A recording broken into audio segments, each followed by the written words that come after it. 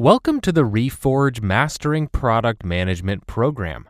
This program is based on the experiences of product leaders at leading tech companies like LinkedIn, Airbnb, Twitter, Slack, and Zynga. We asked them what their key challenges they faced as new product managers, PMs, were, and what major unlocks they used to get them over that hump. In other words, we asked them how they went from good PMs to great PMs. We then validated both the challenges and solutions with PMs who have all too recently experienced those challenges themselves. We spoke with PMs at leading tech companies who all recently graduated from early PM to principal or group-level PM.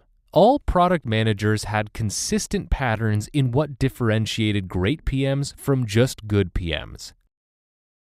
Good PMs had seemingly well-formed roadmaps, yet still struggled to get support and resources for their initiatives. Generally put out a steady stream of incremental results, but rarely anything game-changing. And knew how to effectively run meetings, but seemed to always be caught in an endless stream of putting out fires. In contrast, great PMs seem to regularly get full support and resources for their initiatives. Constantly put needle-moving wins on the board, driving outsized company impact, and somehow did all of the above effortlessly. But those were simply symptoms. We wanted to know, what's the root driver that allows PMs to generate such great product outcomes? Our expert PMs all universally agreed that truly great PMs have the skill of creating leverage, allowing them to generate outsized impact with similar effort. In physics terms, they had created a lever system. They could move higher loads, i.e. produce better product outcomes, i.e. time they put in, because they created an effective lever for themselves, i.e. used specific tools and tactics to more efficiently create great outcomes. Britt Jameson, lead PM at Webflow and originally PM at Slack, says, "Early in my career, I was so caught up in just keeping the ball moving. Only after I created the space to think about how to best direct the ball did I see a major jump in outcomes." Similarly, Sachin Reiki, former head of LinkedIn Sales Navigator, says, "Many PMs over-index on execution because it feels more real. But game-changing outcomes come from good use of leverage, not just pure execution." However, from the outside, it's hard for PMs to figure out how to create leverage. PMs all create similar deliverables like product specs and roadmaps. PMs all do similar exercises, like reading customer feedback and building dashboards. PMs also participate in similar processes like OKRs and getting decision buy-in. Sachin Reiki says PMs usually don't get to see the inner workings of each other's processes, making them wonder what exactly other PMs are doing that makes them so effective.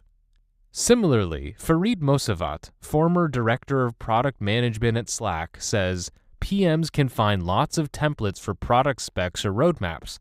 The problem is that templates don't help them learn the thinking behind what makes those deliverables high leverage.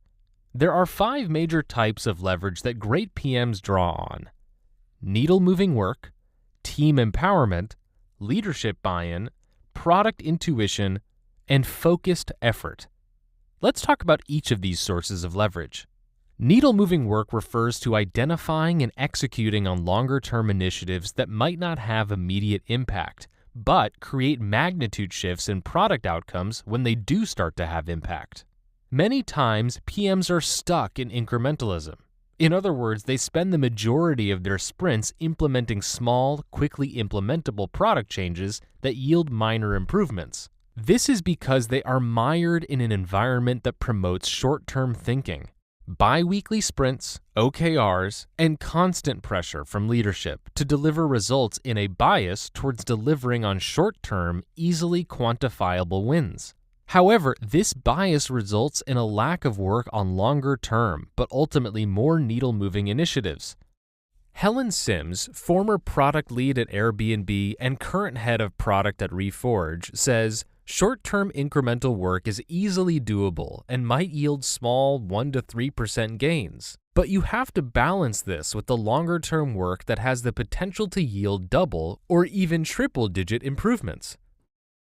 Great PMs create leverage by escaping incrementalism and identifying the longer-term, but ultimately more needle-moving initiatives to work on. The second source of leverage for great PMs is team empowerment.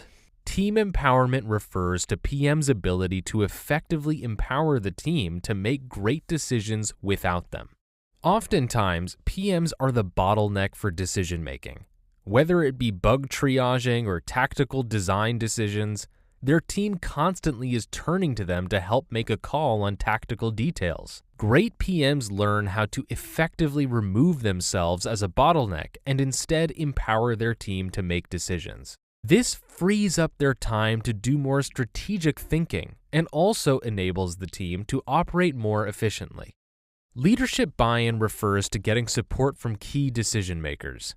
In order to effectively pursue the initiatives they set out to achieve, PMs need a sufficient allotment of time and resources. However, in order to get those time and resources, they need leadership to agree and be aligned that their initiatives are high enough a priority. Great PMs know how to effectively create this leadership buy-in.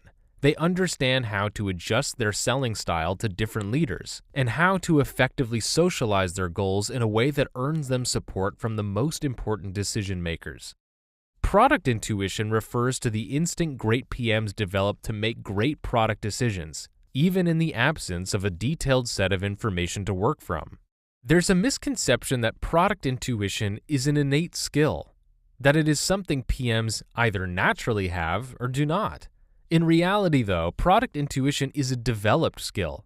Sachin Reiki says, you develop product intuition by constantly exposing yourself to what customers are saying.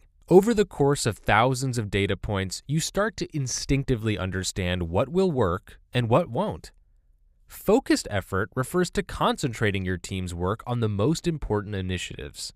A common challenge PMs have is spreading their efforts too thinly across too many areas. There are two common reasons for this. One is that they aren't clear on what areas yield the highest return for them. The second is that even if they do know what areas to invest in, they don't have effective processes for focusing their team on those areas. The problem with this is that they end up with suboptimal product outcomes. To solve this, great PMs constantly test and refine their understanding of the most critical product levers to invest in.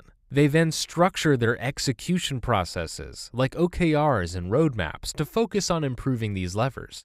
So, in summary, great PMs create leverage in 5 unique ways: needle-moving work, team empowerment, leadership buy-in, product intuition, and focused effort.